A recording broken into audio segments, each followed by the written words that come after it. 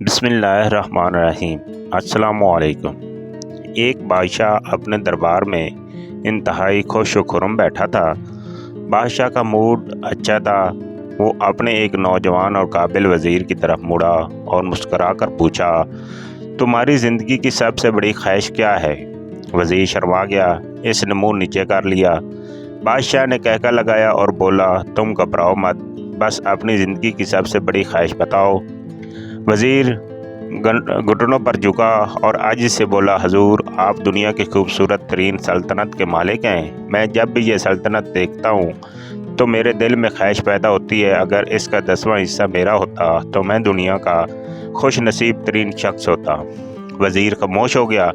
बादशाह ने कहका लगाया और बोला, मैं अगर तुम्हें अपनी आधी सल्तनत दे दूँ तो? वज़ीर ने घबरा कर ऊपर देखा और आजिज़ी से बोला, बादशाह सलामत, ये कैसे मुमकिन है? मैं इतना खुशकिस्मत कैसे हो सकता हूँ? बादशाह ने फ़ौरन अहकामात लिखने का हुक्म दिया। बादशाह ने पहले हुक्म के ज़रिए अपनी आधी सल्तनत नौजवान वज़ीर के हवाले करने का फरमान जारी कर दिया। दूसरे हुक्म में बादशाह ने वज़ीर का सर कलम करने का आर्डर दे दिया। वज़ीर दोनों अहकामात पर हैरान रह गया। बादशाह ने अहकामात पर मोहर लगाई और वज़ीर की आंखों में आंखें डालकर बोला, तुम्हारे पास 30 दिन है। तुमने इन 30 दिनों में सिर्फ 3 सवालों के जवाब तलाश करना है। तुम कामयाब हो गए तो मेरा दूसरा हुक्म मनसूख हो जाएगा और तुम्हें आधी सल्तनत मिल जाएगी, और अगर तुम नाकाम हो गए तो पहला हुक्म खारिज समझा जाएगा और दूसरे हुक्म के मुताबिक तुम्हारा सर उतार दिया जाएगा। वज़ीर की हैरत परेशानी में बदल गई। बादशाह ने इसके बाद फरमाया, मेरे 3 सवाल लिख लो। वज़ीर ने लिखना शुरू कर दिया। बादशाह ने कहा, इंसान की ज़िंदगी की सबसे बड़ी सच्चाई क्या है? वो रुका और बोला, दूसरा सवाल, इंसान की ज़िंदगी का सबसे बड़ा धोखा क्या है? वो रुका और फिर बोला, तीसरा सवाल, इंसान की ज़िंदगी की सबसे बड़ी कमज़ोरी क्या है? बादशाह ने इसके बाद नकारे पर चोट लगवाई और बाआवाज़ बुलंद फरमाया, तुम्हारा वक्त शुरू होता है अब। वज़ीर ने दोनों परवाने उठाए और दरबार से दौड़ लगा दी। इसने इस शाम मुल्क भर के दानिश्वर, अदीब, मुफक्किर और ज़हीन लोग जमा किए और सवाल इनके सामने रख दिए। मुल्क भर के दानिश्वर सारी रात बहस करते रहे, लेकिन वज़ीर ने दूसरे दिन दानिश्वर बढ़ा दिए, लेकिन नतीजा वही निकला। वो आने वाले दिनों में लोग बढ़ाता रहा, मगर उसे कोई तसल्ली बख्श जवाब न मिल सका। यहाँ तक कि वो मायूस होकर दारुल हुकूमत से बाहर निकल गया। वो सवाल उठाकर पूरे मुल्क में फिरा, मगर उसे कोई तसल्ली बख्श जवाब न मिल सका। वो मारा मारा फिरता रहा, शहर शहर, गांव गांव की खाक छानता रहा। शाही लिबास फट गया, पगड़ी ढीली होकर गर्दन में लटक गई, जूते फट गए और पाँव में छाले पड़ गए। यहाँ तक कि शर्त का वक्त आखिरी दिन आ गया। अगले दिन इसने दरबार में पेश होना था। वज़ीर को यकीन था कि ये इसकी ज़िंदगी का आखिरी दिन है। कल इसकी गर्दन काट कर दी जाएगी और जिस्म शहर के मरकज़ी पुल पर लटका दिया जाएगा। वो मायूसी के आलम में दारुल हुकूमत की कच्ची आबादी में पहुंच गया। आबादी के सिरे पर एक फ़कीर की झोंपड़ी थी। वो गिरता बढ़ता इस कुटिया तक पहुंच गया। फ़कीर सूखी रोटी पानी में डुबोकर खा रहा था, साथ ही दूध का प्याला पड़ा था और फ़कीर का कुत्ता शटर अप की आवाज़ों के साथ दूध पी रहा था।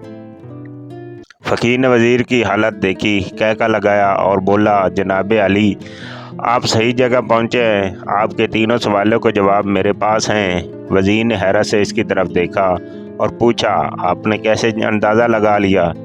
मैं कौन हूँ और मेरा मसला क्या है? फ़कीर ने सूखी रोटी के टुकड़े छाबे में रखे, मुस्कुराया, अपना बोरिया उठाया और वज़ीर से कहा, ये देखिए, आपकी बात समझ आ जाएगी। वज़ीर ने झुक कर देखा। बोरिए के नीचे शाही खलत बिछी थी। ये वो लिबास था जो बादशाह अपने करीब तरीन वज़रा को अनायत करता था। फ़कीर ने कहा, जनाब अली, मैं भी इस सल्तनत का वज़ीर होता था। मैंने भी एक बार आपकी तरह बादशाह से शर्त लगाने की गलती कर ली थी। नतीजा आप खुद देख लीजिए।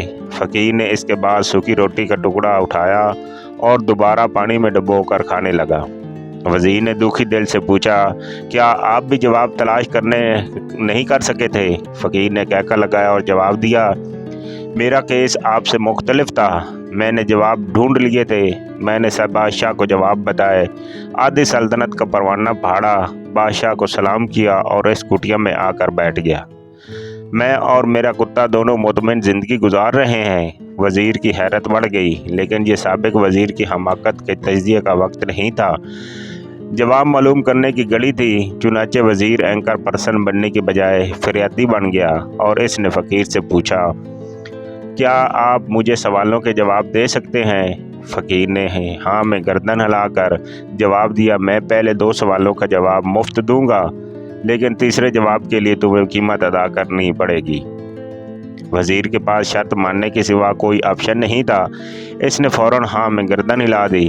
فقیر بولا، دنیا کی سب سے بڑی سچائی موت ہے، انسان کوئی بھی ہو، کچھ بھی ہو، وہ اس سچائی سے نہیں بچ سکتا۔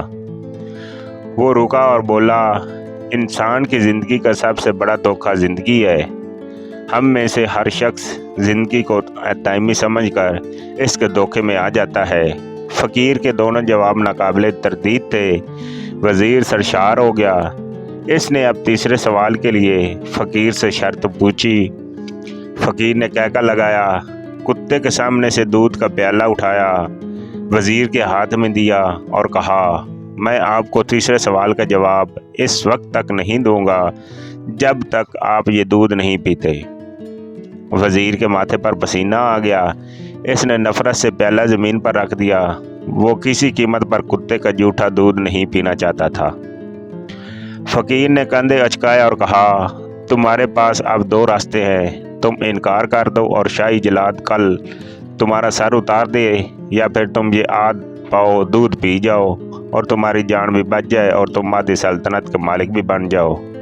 فیصلہ بہرحال تم نے کرنا ہے۔ وزیر مکمسے میں پھنس گیا۔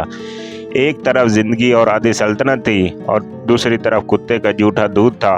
وہ سوچتا رہا یہاں تک کہ جان اور مال جیت گیا اور سیلف ریسپیکٹ ہار گئی۔ وزیر نے پیالہ اٹھایا اور ایک ہی سانس میں دودھ پی گیا۔ فقیر نے کہکا لگایا اور بولا، میرے بچے، انسان کی سب سے بڑی کمزوری غرض ہوتی ہے، یہ اسے کتے کا جھوٹا دودھ تک پینے پر مجبور کر دیتی ہے، اور یہ وہ سچ ہے جس نے مجھے سلطنت کا پروانہ پھاڑ کر اس کٹیا میں بیٹھنے پر مجبور کر دیا تھا۔ میں جان گیا تھا، میں جوں زندگی کے دھوکے میں آؤں گا، میں موت کی سچائی کو فراموش کرتا جاؤں گا، اور میں موت کو جتنا فراموش کرتا رہوں گا، میں اتنا ہی غرض کی دلدل میں پھنستا جاؤں گا، اور مجھے روز اس دلدل میں سانس لینے کے لیے غرض کا دودھ پینا پڑے گا۔ لہٰذا میرا مشورہ ہے، زندگی کی ان تینوں حقیقتوں کو جان لو، تمہاری زندگی اچھی گزرے گی۔ وزیر خجالت، شرمندگی اور خود ترسی کا تحفہ لے کر فقیر کی کٹیا سے نکلا اور محل کی طرف چل پڑا۔ وہ جوں محل کے قریب پہنچ رہا تھا، اس کے احساس شرمندگی میں اضافہ ہو رہا تھا، اس کے اندر ذلت کا احساس بڑھ رہا تھا۔ وہ اس احساس کے ساتھ محل کے دروازے پر پہنچا۔ اس کے سینے میں خوفناک ٹھیس اٹھی، وہ گھوڑے سے گرا، لمبی ہچکی لی اور اس کی روح قفس اینسری سے پرواز کر گئی۔ ہمیں کسی دن کسی زندگی ٹھنڈی جگہ پر بیٹھ کر زندگی کے ان بنیادی سوالوں پر ضرور غور کرنا چاہیے۔ ہمیں یہ سوچنا چاہیے، ہم لوگ کہیں زندگی کے دھوکے میں آ کر غرض کے پیچھے تو نہیں بڑھ گئے، ہم لوگ کہیں موت کو فراموش تو نہیں کر بیٹھے، ہم کہیں اس کہانی کے وزیر تو نہیں بن گئے۔ مجھے یقین ہے ہم لوگوں نے جس دن یہ سوچ لیا، اس دن ہم غرض کے ان غلیظ پیالوں سے بالاتر ہو جائیں گے۔ اگر آپ لوگوں کو یہ میری ویڈیو پسند آئی ہو تو چینل کو لائک اور سبسکرائب ضرور کیجیے اور دوستوں کے ساتھ شیئر کیجیے۔ شکریہ، والسلام۔